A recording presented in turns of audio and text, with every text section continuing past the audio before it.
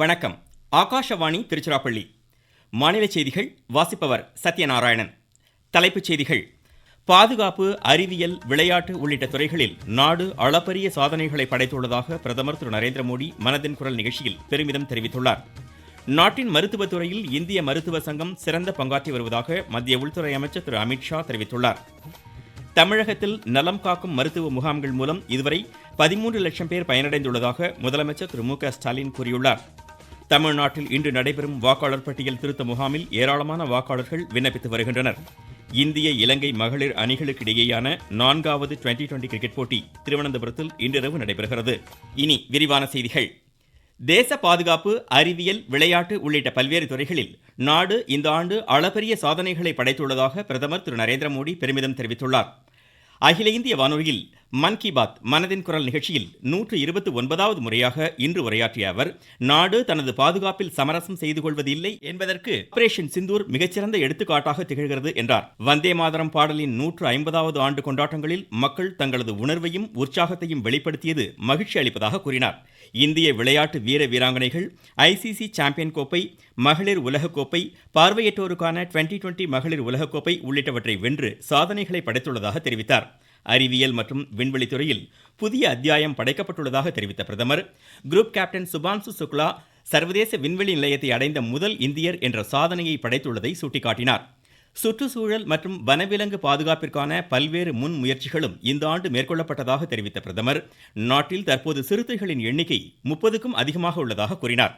நாட்டின் கலாச்சாரம், பாரம்பரியம் உள்ளிட்டவை ஒன்றிணைக்கப்பட்டு பிரயாக்ராஜில் மகா கும்பமேளா இந்த ஆண்டு தொடக்கத்தில் நடைபெற்றது உலக நாடுகளை வியப்பில் ஆழ்த்தியதாக கூறிய பிரதமர், அண்மையில் அயோத்தியில் நடைபெற்ற ராமர் கோவில் கொடியேற்று விழா ஒவ்வொரு இந்தியரையும் பெருமை அடைய செய்ததாக கூறினார். சுதேசி பொருட்கள் மீதான மக்களின் ஆர்வம் தற்போது அதிகரித்துள்ளதாக பிரதமர் மகிழ்ச்சி வெளியிட்டார்.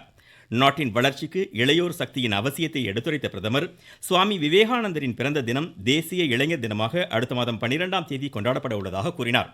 அன்றைய தினம் வளர்ச்சியடைந்த இளம் தலைவர்கள் உரையாடல் நிகழ்ச்சியின் 2வது அமர்வு நடைபெறும் என்றும் பிரதமர் தெரிவித்தார். ஸ்மார்ட் இந்தியா ஹேக்கத்தான் நிகழ்ச்சியில் பங்கேற்ற மாணாக்கர் அரசு துறைகளின் 270க்கும் மேற்பட்ட சவால்களுக்கு தீர்வு காணும் வகையில் பணியாற்றியதாக கூறிய பிரதமர், இந்நிகழ்ச்சியில் மாணாக்கர் நிதி மோசடிகள், டிஜிட்டல் கைது உள்ளிட்ட சவால்களுக்கான தங்களது யோசனைகளை எடுத்துரைத்ததாக தெரிவித்தார். பிரதமரின் சூரிய சக்தி திட்டத்தின் கீழ் பயனாளிகளுக்கு 80,000 ரூபாய் வரை அரசு மானியம் வழங்கி வருவதாக பிரதமர் கூறினார். அண்மையில் நடைபெற்ற காசி தமிழ் சங்கமம் நிகழ்ச்சியின் ஒரு பகுதியாக தமிழ் கற்போம், தமிழ் கற்கலாம் என்ற கருப்பொருளில் வாரணாசியில் உள்ள 50க்கும் மேற்பட்ட பள்ளிகளில் தமிழ் கற்பிக்கப்பட்டதாக கூறினார். நாட்டின் 77வது குடியரசு தினம் கொண்டாடப்பட உள்ள நிலையில் சுதந்திர போராட்ட வீரர்கள் மற்றும் அரசியலமைப்பு சட்டத்தை உருவாக்கியவர்களை நினைவு கூறுவதாக தெரிவித்த பிரதமர், அறியப்படாத சுதந்திர போராட்ட தியாகிகள் குறித்து அரசின் பிரத்யேக வலைதளத்தை பொதுமக்கள் பார்வையிட வேண்டும் என்று கேட்டுக்கொண்டார். நுண்ணுயிர் எதிர்ப்பிகளால் வைரல் நிமோனியா உள்ளிட்ட தொற்று நோய்களை கட்டுக்குள் கொண்டுவர இயலவில்லை என்று இந்திய மருத்துவ ஆராய்ச்சி கவுன்சில் அண்மையில் கவலை தெரிவித்ததை சுட்டிக்காட்டிய பிரதமர், பொதுமக்கள் மருத்துவரின் ஆலோசனையின்படி நுண்ணுயிர் எதிர்ப்பிகளை உட்கொள்ள வேண்டும் என அறிவுறுத்தினார். உடற்பயிற்சியின் முக்கியத்துவத்தை எடுத்துரைத்த பிரதமர், ஃபிட் இண்டியா இயக்கத்தில் பொதுமக்கள் அனைவரும் பங்கேற்க வேண்டும் என்றார். புதிய நம்பிக்கைகள் மற்றும் புதிய தீர்மானங்களுடன் எதிர்வரும் புத்தாண்டில் நாடு முன்னேறி செல்ல தயாராக இருப்பதாக கூறிய பிரதமர், வளர்ச்சியடைந்த பாரதம் இலக்கை நோக்கிய பயணத்தில் 2026ஆம் ஆண்டு ஒரு முக்கிய மைல்கல்லாக அமையும் என்று நம்பிக்கை தெரிவித்தார். अब देश 2026 में नई उम्मीदों, नए संकल्पों के साथ आगे बढ़ने को तैयार है। आज दुनिया भारत को बहुत आशा के साथ देख रही। भारत से उम्मीद की सबसे बड़ी वजह है हमारी युवा शक्ति, विज्ञान के क्षेत्र में हमारी उपलब्धियां।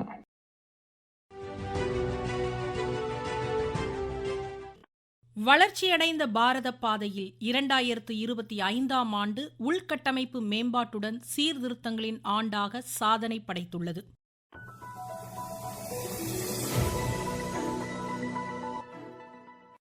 கட்டமைப்பு துறையில் ரயில், சாலை, விமான போக்குவரத்து, கடல்சார், டிஜிட்டல் என அனைத்து துறைகளிலும் பெரும் மாற்றங்களுடன் ஆக்கப்பூர்வமான வளர்ச்சி பதிவு செய்யப்பட்டுள்ளது. 2025-26ஆம் ஆண்டில் கட்டமைப்பு துறைக்கு 11 லட்சம் கோடி ரூபாய்க்கும் அதிகமாக மத்திய அரசு முதலீடுகளை செய்துள்ளது. இதன்படி ரயில்வே துறையில் பல்வேறு வரலாற்று சிறப்புமிக்க சாதனைகள் நிகழ்த்தப்பட்டுள்ளன. 2025ஆம் ஆண்டில் நாட்டின் முதல் செங்குத்து தூக்கு கடல் பாலம் பாம்பனில் உருவாக்கப்பட்டு மக்களின் பயன்பாட்டிற்கு திறக்கப்பட்டது. இது பொறியியல் துறையின் அழியா சின்னமாக திகழ்வதுடன் நாட்டின் உள்கட்டமைப்பு பயணத்தில் ஒரு வரலாற்று மைல்கல்லாக விளங்குகிறது. பாம்பன் பாலத்தின் சிறப்பு குறித்து திருச்சியை சேர்ந்த கட்டடவியல் பொறியாளர் திரு லோகநாதன் எமது செய்திப்பிரிவிடம் தெரிவிக்கையில், இந்தியாவின் முதல் செங்குத்து தூக்கு கடல் பாலமான பாம்பன் பாலம் இந்த ஆண்டு தமிழ்நாட்டில் ஏப்ரல் 6ஆம் தேதி நமது பாரத பிரதமரின் திருக்கரங்களால் திறந்து வைக்கப்பட்டு நாட்டிற்கு அர்ப்பணிக்கப்பட்டது. இந்த பாலம் ரூபாய் 580 கோடி ரூபாய் செலவில் சுமார் 2.08 கிலோமீட்டர் நீளமும் 100 தூண்களும் கப்பல் போக்குவரத்து வழிவிட 72.5 மீட்டர் நீளமுள்ள தூக்கு பாலத்தையும் கொண்டுள்ளது. மேலும் அதிவேக ரயில்கள் மற்றும் மின்சார ரயில்களையும் இயக்கும் வசதியுடன் பழைய பாலத்தின் கடல் அரிப்பு பிரச்சனைகளுக்கும் தீர்வு கண்டு போக்குவரத்து மற்றும் சுற்றுலாவை மேம்படுத்தும் என்று எதிர்பார்க்கப்படுகிறது. நாட்டின் மெட்ரோ ரயில் கட்டமைப்பு 1000 கிலோமீட்டருக்கும் மேலாக வளர்ந்து உலகின் 3வது பெரிய மெட்ரோ அமைப்பாக உருவெடுத்துள்ளது. நாடு முழுவதும் உள்ள விமான நிலையங்களின் எண்ணிக்கை தற்போது 163ஆக அதிகரித்துள்ள நிலையில் உலகின் 3வது பெரிய உள்நாட்டு விமான போக்குவரத்து சந்தையாக இந்தியா விளங்குகிறது.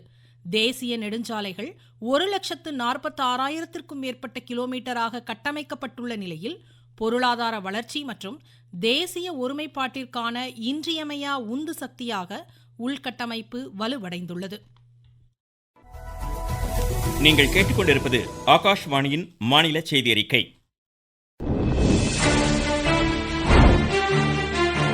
ஊரக வளர்ச்சிக்கான புதிய அத்தியாயம். வளர்ச்சியடைந்த இந்தியாவிற்கான ஊரக வேலைவாய்ப்பு உறுதி மற்றும் வாழ்வாதார சட்டம். இந்த சட்டம் ஆண்டிற்கு 125 நாட்கள் வேலையை உறுதி செய்கிறது.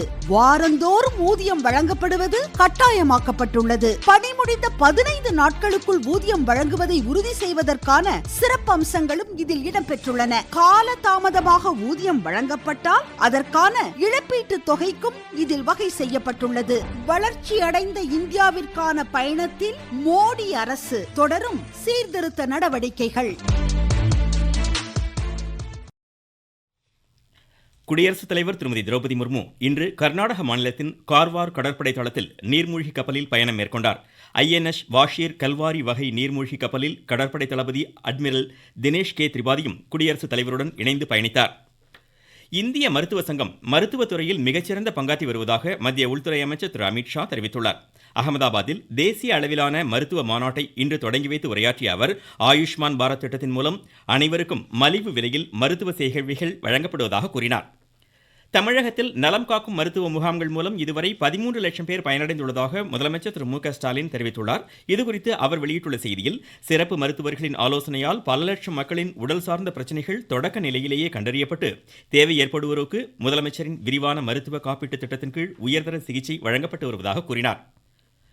கோவை மாநகர் ஆற்றுப்பாலம் முதல் உக்கடம் சந்திப்பு வரை அமைக்கப்பட்டுள்ள உயர்மட்ட மேம்பாலத்திற்கு சுதந்திர போராட்ட வீரரும் முன்னாள் மத்திய அமைச்சருமான சி சுப்பிரமணியத்தின் பெயர் சூட்டப்படும் என்று முதலமைச்சர் திரு மு க ஸ்டாலின் அறிவித்துள்ளார். தமிழ்நாட்டில் இன்று நடைபெறும் வாக்காளர் பட்டியல் திருத்த முகாமில் ஏராளமான வாக்காளர்கள் பங்கேற்று விண்ணப்பித்து வருகின்றனர். மாநிலத்தின் 75,000 மையங்களில் நடைபெறும் இம்முகாமில் வாக்காளர்கள் பெயர் சேர்த்தல், நீக்கம், முகவரி மாற்றம் உள்ளிட்ட திருத்தங்களை மேற்கொள்வதற்கான சிறப்பு ஏற்பாடுகள் செய்யப்பட்டுள்ளன. இத்தகைய முகாம்கள் அடுத்த மாதம் 3 மற்றும் 4ஆம் தேதிகளிலும் நடைபெற உள்ளது. ராணிப்பேட்டையில் போதைப் பழக்கத்திற்கு எதிரான மாரத்தான் போட்டியை மாநில கைத்தறி துணிநூல் துறை அமைச்சர் திரு ஆர் காந்தி இன்று கொடியசைத்து துவக்கி வைத்தார். இதில் 3500க்கும் மேற்பட்டோர் பங்கேற்றனர். தேமுதிக நிறுவனர் விஜயகாந்தின் 2ஆம் ஆண்டு நினைவு நாள் இன்று கடைபிடிக்கப்படுகிறது. இந்நாளையொட்டி மத்திய தகவல் ஒலிபரப்புத்துறை இணையமைச்சர் டாக்டர் எல் முருகன் வெளியிட்டுள்ள செய்தியில், பத்மபூஷன் விஜயகாந்தின் சமுதாய பணிகள் அனைவராலும் என்றென்றும் நினைவு கூறப்படுவதாக கூறினார். முதலமைச்சர் திரு மு க ஸ்டாலின் வெளியிட்டுள்ள செய்தியில், தமது உயர்ந்த உள்ளத்தால் தமிழ் மக்களின் அன்பை பெற்றவர் விஜயகாந்த் என்று கூறியுள்ளார். பெரம்பலூர் மாவட்டத்தில் கோமாரி நோய் தடுப்பூசி முகாம் நாளை முதல் 3 நாட்கள் நடைபெறும் என்று ஆட்சித்தலைவர் திருமதி மிருணாளினி தெரிவித்துள்ளார். இந்திய இலங்கை மகளிர் அணிகளுக்கு இடையேயான 4வது டுவெண்டி கிரிக்கெட் போட்டி திருவனந்தபுரத்தில் இன்றிரவு 7 மணிக்கு நடைபெறுகிறது. 5 போட்டிகள் கொண்ட இத்தொடரை இந்தியா 3-0 என்ற கணக்கில் ஏற்கனவே கைப்பற்றியுள்ளது. மீண்டும் தலைப்புச் செய்திகள். பாதுகாப்பு, அறிவியல், விளையாட்டு உள்ளிட்ட துறைகளில் நாடு அளப்பரிய சாதனைகளை படைத்துள்ளதாக பிரதமர் திரு நரேந்திர மோடி மனதின் குரல் நிகழ்ச்சியில் பெருமிதம் தெரிவித்துள்ளார். நாட்டின் மருத்துவத் துறையில் இந்திய மருத்துவ சங்கம் சிறந்த பங்காற்றி வருவதாக மத்திய உள்துறை அமைச்சர் திரு அமித்ஷா தெரிவித்துள்ளார். தமிழகத்தில் நலம் காக்கும் மருத்துவ முகாம்கள் மூலம் இதுவரை 13 லட்சம் பேர் பயனடைந்துள்ளதாக முதலமைச்சர் திரு மு க ஸ்டாலின் கூறியுள்ளார். தமிழ்நாட்டில் இன்று நடைபெறும் வாக்காளர் பட்டியல் திருத்த முகாமில் ஏராளமான வாக்காளர்கள் விண்ணப்பித்து வருகின்றனர். இந்திய இலங்கை மகளிர் அணிகளுக்கிடையேயான 4வது டுவெண்டி கிரிக்கெட் போட்டி திருவனந்தபுரத்தில் இன்றிரவு நடைபெறுகிறது. இத்துடன் இந்த செய்தி அறிக்கை முடிவடைந்தது.